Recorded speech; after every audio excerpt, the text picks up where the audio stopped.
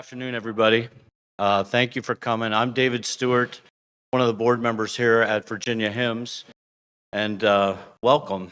This is our first time we've had an event here at the Boar's Head, and so far so good. I mean, it's pretty good place to have a meeting. First off, we want to thank our sponsors. Without them, we couldn't be here. Proofpoint, and we've got Assimile. They both have raffles today, so make sure you go over and find out what they do and talk to them, but then enter for the raffles. I think, Mike, you got a cooler, and then Assimile, you got AirPods. Awesome. We'll do that at the end of everything, but they've got, you can sign up to go ahead and get those raffle items. And definitely want to thank our speakers. We've got Chris is here, and Paul, and Carl's going to moderate here in the second half. We've got the keynote today from 1 to 2. We're going to have a break from 2 to 3:30, and then our panel discussion goes from 2:30 to 3:30. We'll have some closing remarks after that. We've got a couple other SIG events, and at SIG I mean special interest groups. So with Virginia HIMSS, we've got 4 SIGs. The one today is certainly cybersecurity. We also have digital consumer experience. We've got data and analytics, and we've got our newest one with Trip Humphrey is with AI. Data and analytics, there's another SIG event that's going to be on May 5th out in Stanton, Virginia at Hotel 24, and it's in collaboration with Augusta Health. This is the 5th time we've done something like this, and it's very well attended. There's probably 150 people that show up for this, and it's a good event. So we encourage you to do that. We've got the save the date for the annual conference, which is going to be September 29th and 30th, and then we have our annual golf tournament on October 1st. This year, because of things at Kingsmill, we're going to do the golf tournament on the last day versus the first day. So without further ado, I'd like to introduce Paul. Paul is a CISO at INOVA, and he's also going to be retiring here from the military and the reserves after 40 years this spring. So round of applause for him and his service. Paul heads up the Virginia Health and Hospital Association cybersecurity group as well. There's a coalition with a number of the hospitals here in the Commonwealth of Virginia, and he heads that up. He's also a FBI CISO alumni. And Paul, welcome, and thank you for coming down. I've touched a lot of the different areas of information technology throughout the last 25 or so years. Systems administration on servers, email systems. Anybody remember Novell or Banyan Vines? Okay, great. Windows NT 3.51. Yes. And then Bay Networks. Anybody remember Bay Networks? There you go. So I've been around the block on a number of these things. I've watched a lot of this technology kind of evolve and grow over the years, as many of you have. We're definitely in a different world. 40 years, yes, 40 years in the military. Military intelligence predominantly. So translator, interpreter, interrogator, special agent. But I've done most of my work in geointelligence and cyber. So I've got quite a background there. And yes, participant with FBI, HISAC, all the good players in the space. So if you're part of any of these, that's great. If you're not part of these, get involved. This is a great place to share experiences, understand what's going on, and look at ways to improve your programs. All right. This is what we're going to cover today. Technology extortion, ransomware. We call it ransomware, but really it's extortion. It's technology extortion. We're going to talk about what it is. We're going to talk about its causes. We'll spend a little bit of time on effects. I think generally speaking, most people understand the effects, but we'll spend just a little bit of time on that. But what do we do about that? And then we'll talk a little bit about what we should be watching for to help ourselves be more resilient in the face of this scourge. All right, so technology extortion. Don't ask those questions. We're going to get 2, 3, 4 years down the road. We're going to have major data spillage. There will be no more privacy. because all that data that's out there will have been recombined. We will have, we call them deep fakes now, we may as well just call them fakes. You'll have several fake personas out there because somebody's managed to gather enough of your information to create a doppelganger of you, if we're not careful about how we adopt technology. So we need to be thinking about new technologies. I want to say, I think I probably have said no, I don't usually say no to new solutions. I say, think about it. Let's make sure we're moving in the right direction before we commit. So it's not a, hey, it's new technology, we should block it, nobody should use it. No, we need to remind people about their obligations to protect information and develop and deliver systems that are resilient, and then evaluate whether or not this new technology is the thing that we should be doing.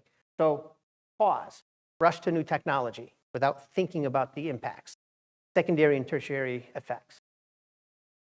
Also, lack of focus and lack of dollars. How many folks in here talk with their clinical engineering folks at their site? I know you do, Clint. Okay. How many times have you heard them say, yeah, we do security patching, we actually apply those, but we only reboot the servers twice a year? Anybody else hear that? Or am I the only one? I must be the only one. I know you've heard it, Clint. Right? So that's a problem. Lack of focus. Oh, we did our thing. We applied the patches. Well, no, you haven't, because you haven't rebooted the server. So now you've created a situation where you think you have a fix in place, but you don't. Worse, that system fails, ends, and you bring it back online, it's going to process everything you've journaled. So it's going to take whatever problem you had and probably make it much worse. So lack of focus on what should be done when we're doing system maintenance. And then the dollars things. Yes, this is a big one here, especially for smaller institutions who just simply don't have the dollars to spend on cyber. It's just not there. Yet we're being forced to spend this money in order to add these protections and create the protective envelope around our systems. Makes it very hard for us. And this last one here is one that we really, really need to be on the guard for most of the time, and that's workarounds. In our environment, and again, Clint, you'll have to keep me honest here, but I believe we've now removed the screen lock on all computers in operating rooms. That was my suggestion, right?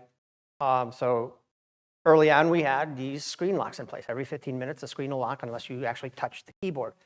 Well, you're in an operating room. If it's me in that operating room, I don't want you touching the keyboard, right? Get your fingers in my body. I don't want you touching the keyboard. The control is meant to protect information. The people in that room doing the thing they're doing should all have access to that information. So there's nothing, we're not doing anything extra here. We're actually creating friction. So what we end up doing is we end up creating workarounds. Now somebody else has to be in that room who doesn't actually have to be there to spacebar. Scrubbed up, cost money, they're sitting there. They could be doing something else. It's usually a nurse. They could actually be doing something else. We end up with these workarounds that people come up with creatively because they've been told this thing cannot change. This security control cannot change. We create those potential gaps in our system because we're encouraging people to bypass the security controls rather than ensuring that the security controls are adequate for the job function. Well, these are causes that lead us into a state that makes it easier to do technology extortion. So we think about when we approach a problem, think about whether or not this is part of that cause. The effects are pretty clear. You take a hospital down, we know this already. Take a hospital down, they're not serving their community. They're an ambulance divert. We've got patients at risk. There is now a study, they don't remember who actually did the study, but there is a study that correlates a complete system outage to mortality rates in the area, and the mortality rates actually spiked during the cybersecurity attack for this particular large-scale hospital. So anecdotally, we've known this for a while. Now we've got at least one study out there that kind of creates that correlation for us. And I think as we walk the dog on that, we're going to find that, yes, that is indeed the case. Where do we go from here? Well, depending on where you're at in the organization, or even if you're not part of the organization, you're a patient, or you're a customer, or you're a vendor, there's something that we can do. And it depends on what your role is within that organization or within that relationship as far as what it is that you can do. Here are some things to recognize for practitioners. That's all of us in the room.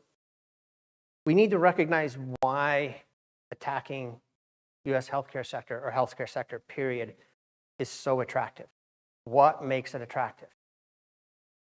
I'll tell you right now, it's not the medical record. There's some attraction there, but it's not the medical record. It's the fact that they can cause the threat of harm. And knowing that people who are in healthcare are very empathetic to ensuring that harm is not caused to patients and to community, that those individuals will be more likely to pay an extortion to get back to operation than not. That's the lure. That's the criminal mind thinking. So they are not going to stop this until that lure is gone. We have to think about, well, how do we minimize that? How do we eliminate that as a part of their calculus? Because quite frankly, criminals are lazy. If they think they can make bank on you, they will try. But if it gets too hard, they're going to find another target. As far as healthcare is concerned, we need to get them out of our space. This next point here, driving resilience. So each of us have been in some crisis or another in our life. We experience crises. This is part of the human nature. And each of us deals with those crises in our own way. As has already been mentioned, I've been a member of the military for 4 decades. And around about 20 years in, 15 years in, we recognized we had a big problem.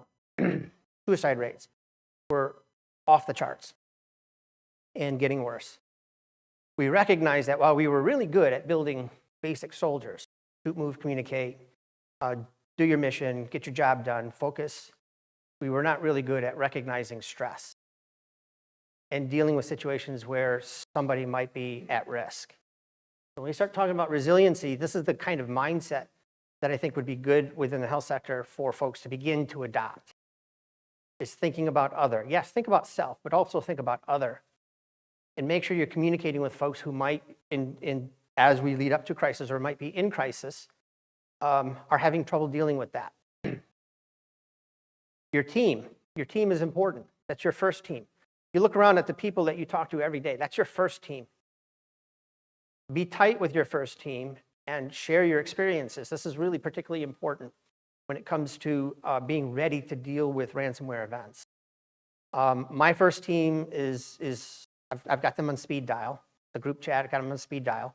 The VPs that I communicate with regularly. And we talk about these things. Something pops up, they're like, oh, what's the relevance of this? Should we be concerned about that?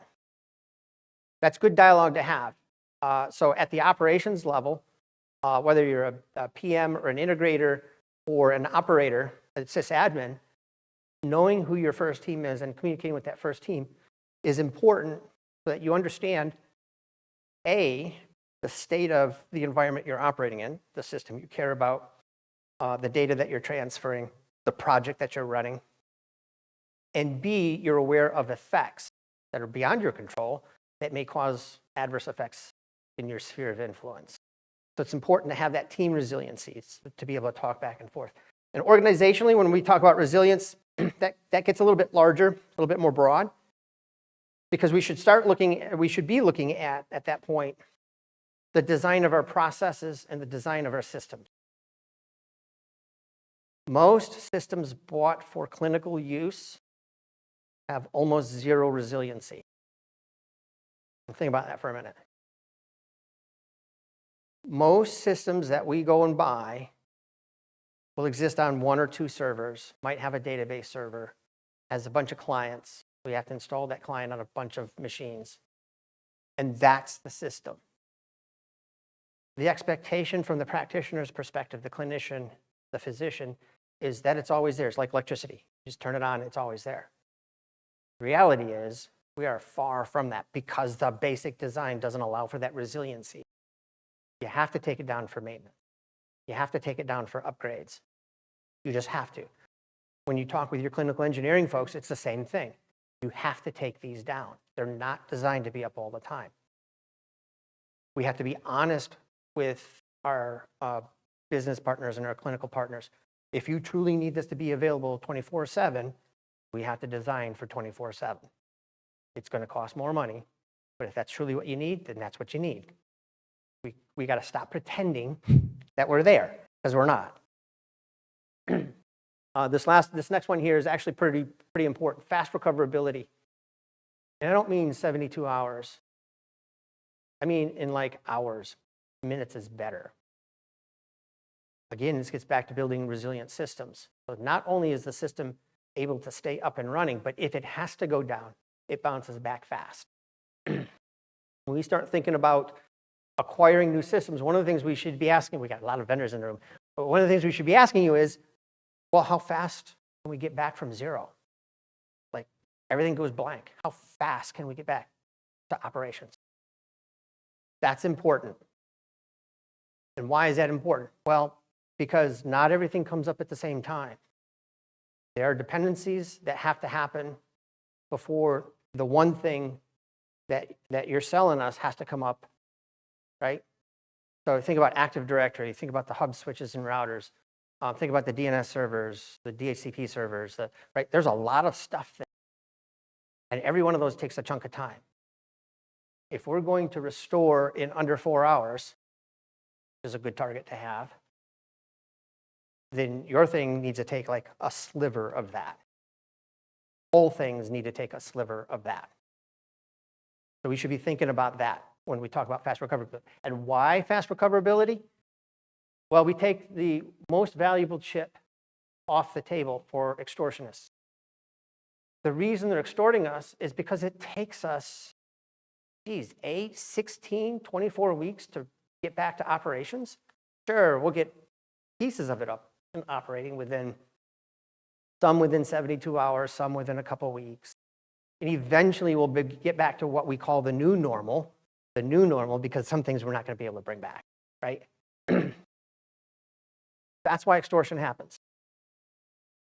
If we can recover fast, the lights go out, somebody plugs in the generator, fires it up, and the lights come back on. That is no longer an interesting target for an extortionist. They can try to extort you for the privacy aspect, for sure. But you are no longer over a barrel. You are now back to treating patients, taking care of the community. That's our focus, that fast recoverability. And the last piece here is about sharing and partnering. That's largely what brought me here today, is to share and partner. Share what we know, share our experiences, talk about what we think is the right thing, because I don't have all the answers either. But let's talk about those things. What does right look like? How do we move that marker to get to a point where if somebody hits one of our hospitals, it's damaging, yes, but we can get back to operations pretty quickly. All right, so we kind of touched on a few of these things, but I want to come back to these. Resiliency by design.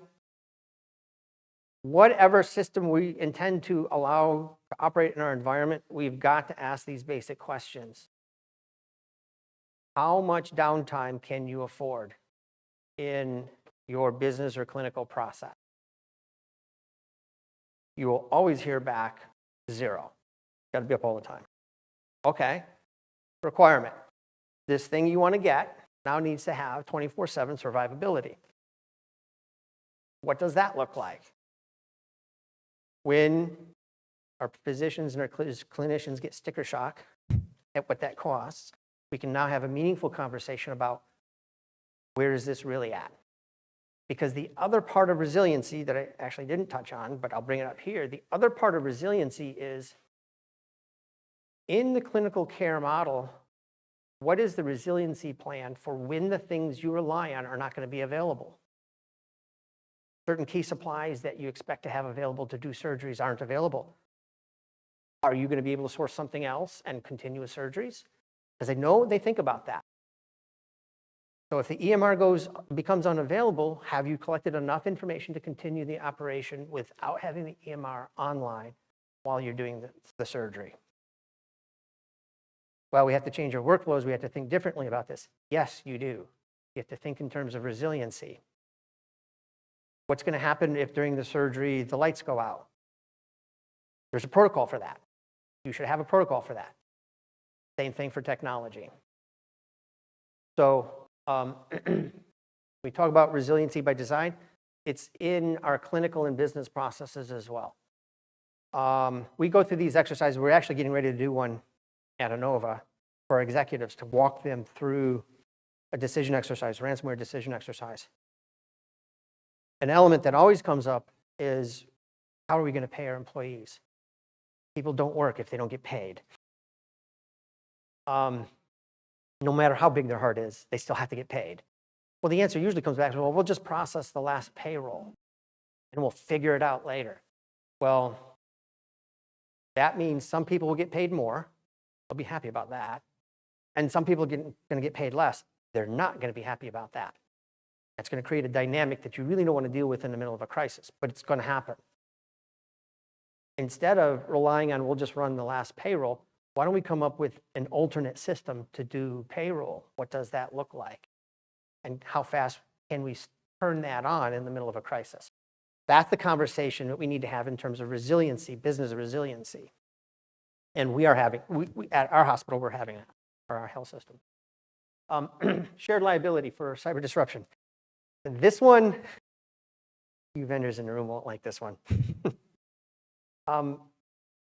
If you're going to sell a system and the expectation is that it's going to do all these wonderful, great things for clinical care, one of them has to be resist cyber attack. And there needs to be a liability conversation there. If you're delivering a system to a health system, and the operating system that runs that system is 3 or 4 versions behind, in fact, is end of life, that is not an appropriate system to be putting into a hospital environment. That's actually happened to me once with the vacuum tube vendor. Remember the vacuum tube vendor, Clint? Probably not. You remember? Okay, yeah. Right? Brand new system, brand new hospital room, brand new everything. Operating system was Debian 6.5. At the time, we were on Debian 9.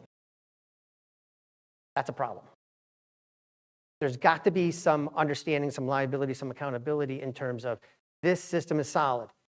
It's solid today. It's resistant going forward because we allow for patching. We allow for additional protective measures to be applied to the system so that we're assured that it can resist cyber attack. There needs to be that dialogue back and forth with vendors. Okay, this is another good one. Reducing attack surface. We have quite a legacy. Each of us in our own spaces have years and years, decades of technology debt. It's not going to go away overnight. And despite our best efforts, it's going to be there for a long time. We have got to continue to reduce our attack surface. This might mean pulling systems offline until they're needed to be online for the function that they're intended to perform. We've done that with at least one system. It comes online for 15 minutes every 1 or 2 months for the work that needs to be done, and then it goes back off until needed. Not very convenient.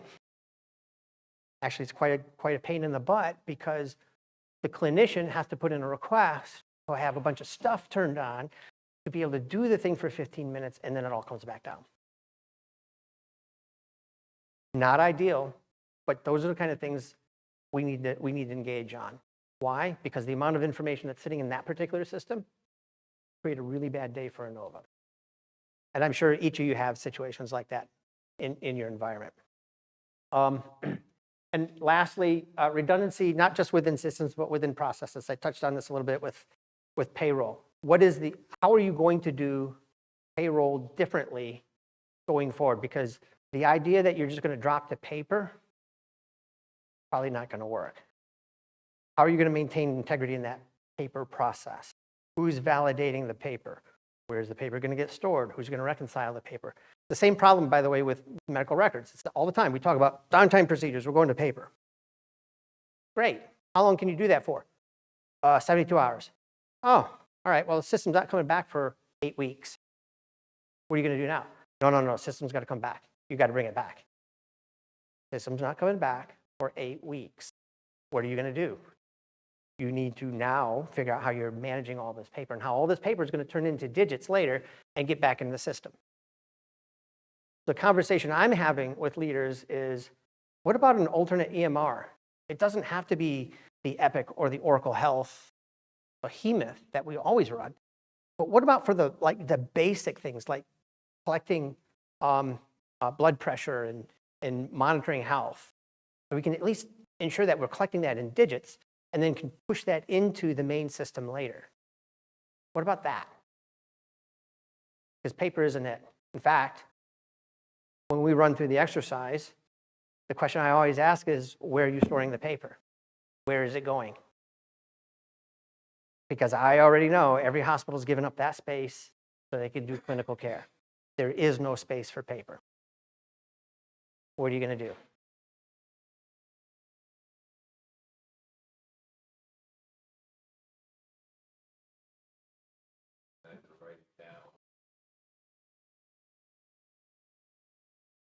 It absolutely does.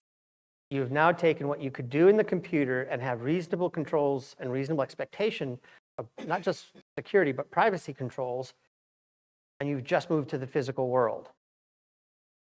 What are those controls? Because there's nothing technical there. It's all administrative. That's exactly right. Yes, ma'am.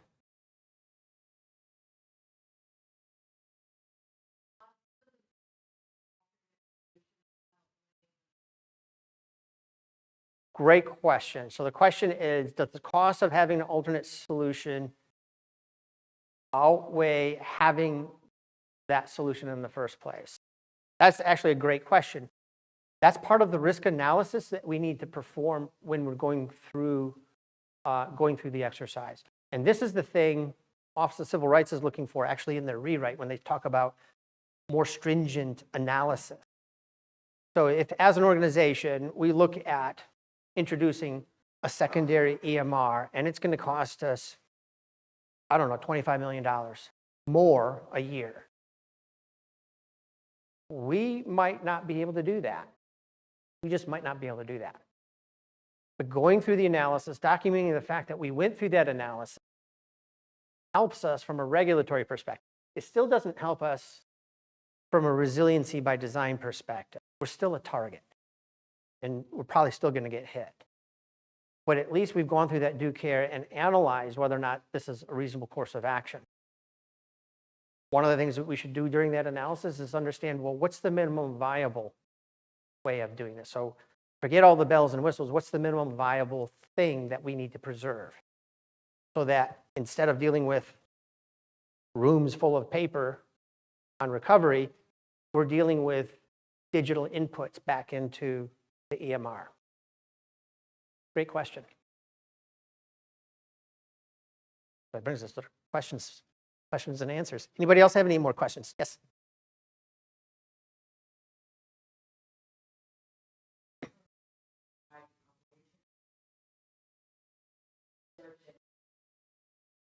Mm-hmm.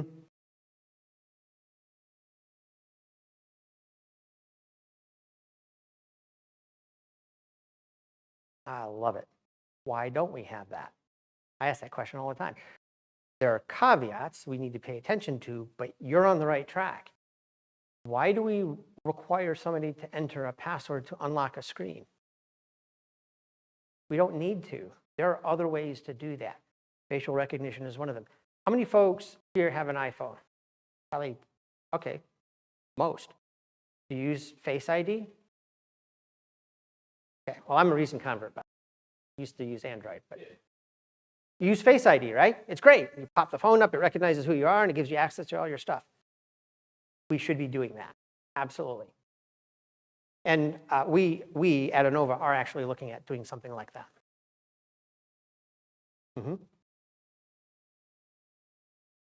Yes, yes. So the caveat to that is the solution you implement, you want to be very careful about how biometric data is handled.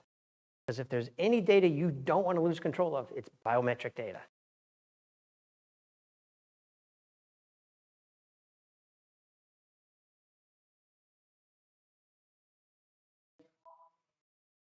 Of course.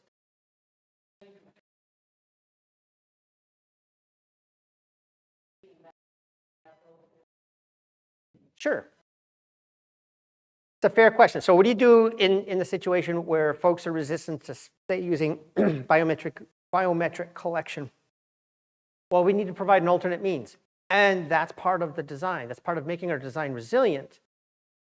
We can talk about hard tokens, soft tokens. There are other ways to do this. A physical device, CAC-PIV card. Anybody in the government knows about CAC-PIV cards. We can do things like that. We should plan for things like that. A lot of times when we get into these like authentication mechanisms, we like think of one solution, that's it, everybody's doing it. The challenge that I've given to our CTO, Dick Nagji, is we need to plan on doing this multiple different ways, securely, because we will get those edge use cases that we need to address. We can't be scrambling to find a solution for an edge case. It just simply needs to be part of the whole catalog of authentication means that we have available to us.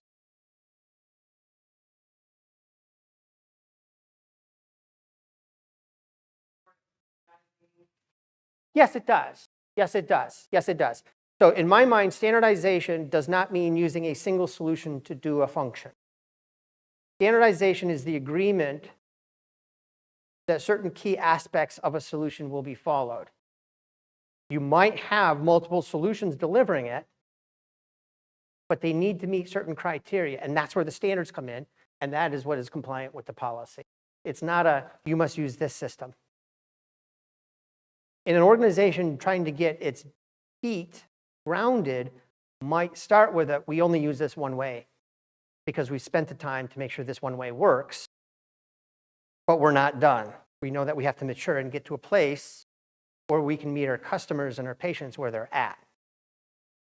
So if our patients don't want to use Face ID to access their medical records, we have to find another way. We have to work to get there.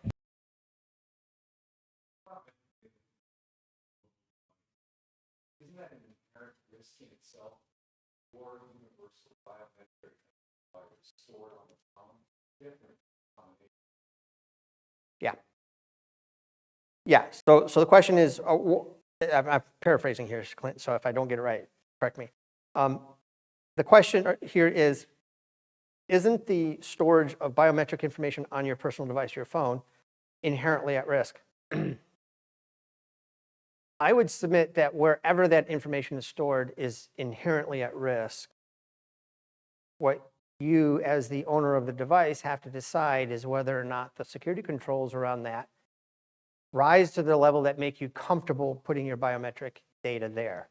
Now, when it comes to Face ID, there are certain controls in place in that architecture.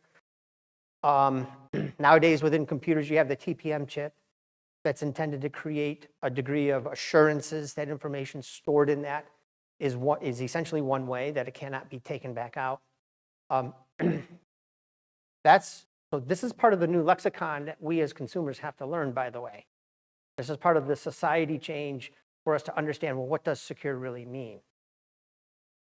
I feel relatively assured using Face ID on my iPhone because I feel that the security controls are adequate to protect that information. Now I can use that to rely on protecting other assets and resources that I care about. It's not the only thing, though. I still do Face ID and multi-factor. So there's still another thing. Yes, ma'am.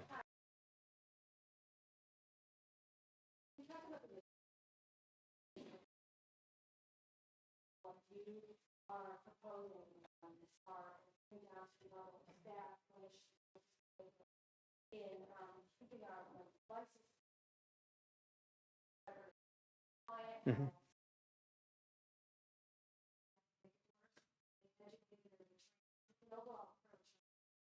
Yeah.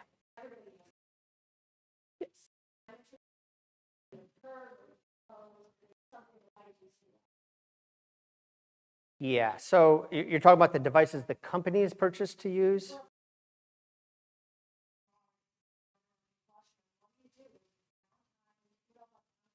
Right.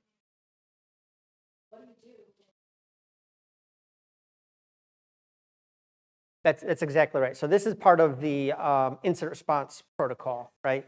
So within the incident response protocol, within our organization, I'm the one that actually would declare the security incident. Right? This is now a security incident. We need to do things. That information begins to spider out into various parts of our organization so that those parts can activate their plans. In the case of informaticists, I would reach out to our CNIO or CMIO, both, probably a phone call directly from me to say, look, this is the state we're in. We need to now enact those protocols and make sure people understand what can be used and what can't be used. The same thing is happening at the operational level. The same thing is happening within each of the hospitals from the clinical operations perspective. Yes.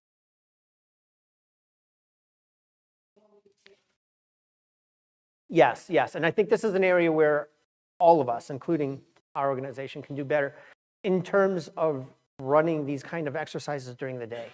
A lot of times we pick the nighttime, right? Because census is down, things are quieter, we can concentrate on this and we'll take lessons learned and we'll just tell the day staff. That's actually more damaging to us. We actually have to get to the point where we're doing these things during the day, and it's just simply part of the day. This is part of that building the resiliency mindset in so that people understand that doing this other thing is just part of our day. Not an add-on, not a distraction, it's not a hindrance, it's just simply part of our day. We did things this way, we're going to stop doing that for a while, we're going to do things this way. That's still the long pole in the tent, to be perfectly honest, and we're still working on that.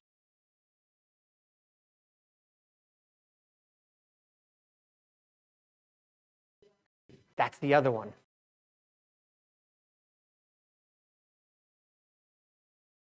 Yeah, that's exactly right. So nurse scheduling, huge. Who's coming in when? How do you know? I pulled up the app, I couldn't get in. I don't know if I'm on or if I'm not on. Am I going in? Am I not going in? Now you end up with too many people coming in. Now you gotta send people home. Right? People are frustrated. It's like, well, when is my next shift? How am I gonna know about this? You got people calling people. They're using communication streams that probably are not sanctioned. And before we know it, it's all over the news, right? Nurses can't get their schedule to go, oh, the hospital's actually under cyber attack, right? That's actually a good system to have a redundant capability. There's the main capability, but then there's a redundant capability that can be flipped to in a crisis.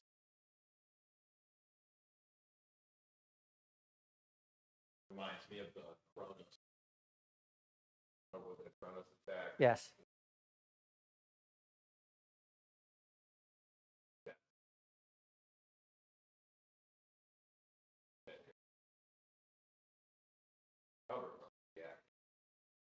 That specific incident, we were actually quite fortunate.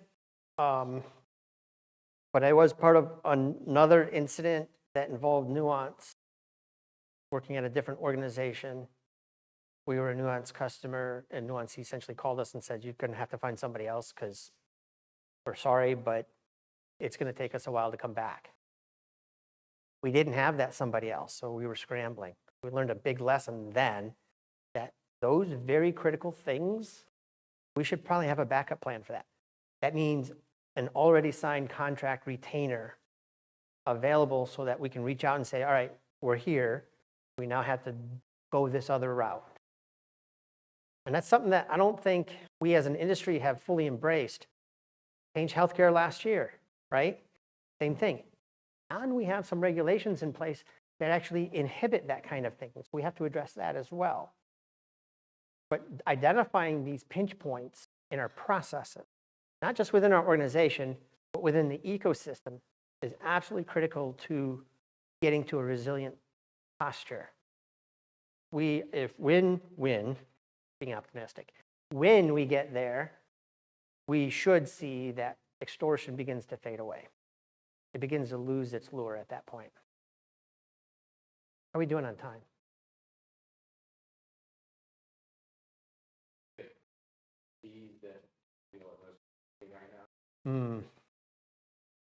TTPs in terms of threat actor defense. Excuse me.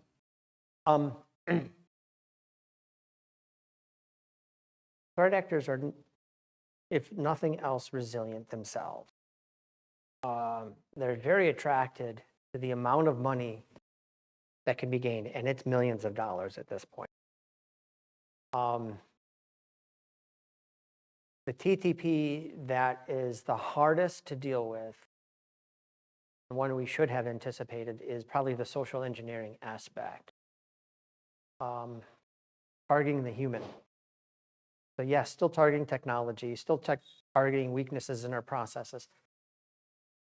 But we're starting to see a lot more human targeting.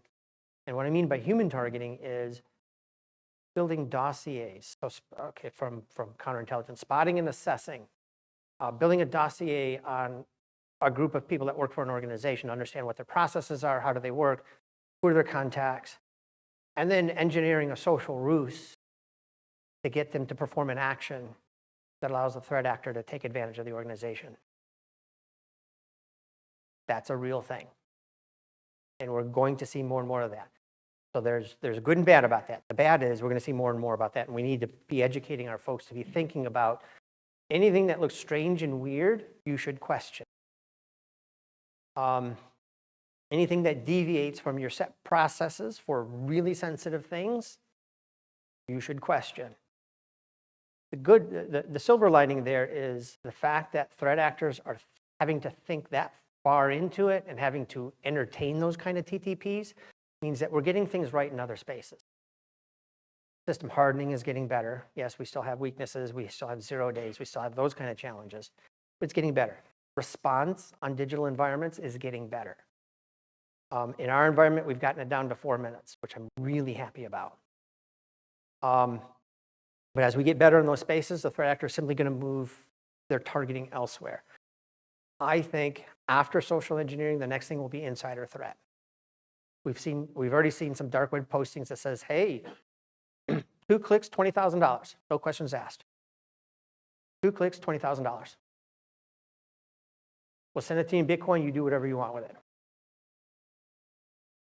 You think somebody working in our organization will give them 2 clicks for $20,000?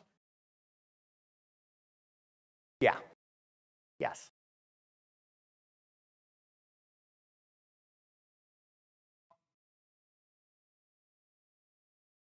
And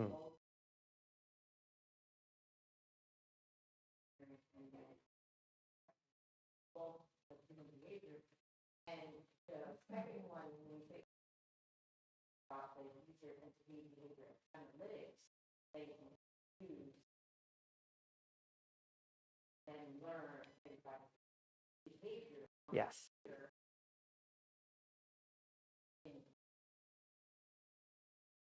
I like to go on vacation, and for vacation, I'm going, right? And nobody's Right. there's no signal from me. But and then all of a sudden during my vacation, I am doing something. Then would then see the analyst something strange. Exactly. Exactly. For anomalies like this is actually a good application for large language models or Gen AI, right? Because it can consume large amounts of data. Because we're talking about the behaviors of one person, but we have many people working for us. So it's mapping the pattern of life for those many people in a way to respect their privacy, by the way, because there's that we have to pay attention to. But then understand when things are getting out of bound, or things are we're getting a different kind of behavior. Another one would be detecting the exfiltration of company intellectual property before a person is set to leave the organization, right? It's something that every organization worries about. Doesn't matter who you are, you worry about those things. How do you even detect that, right? That's a good application of a large language model to understand patterns of behavior. If I started like sending a bunch of stuff to my Gmail account that had attachments, that should throw a trigger someplace. Somebody should be interested in that. I think as we get better at understanding where we can apply those capabilities, and this is where vendors can help us, right? Because we're not going to develop that. We know we can do it. We're not going to develop it because our focus is on healthcare. But where we get a partner and a vendor that can see something like this and develop that capability and offer it at a price that we can actually afford, that's something that we can look at as part of our portfolio of protective. Absolutely. Anybody else? Questions? All right. Well, thank you very much. Appreciate it.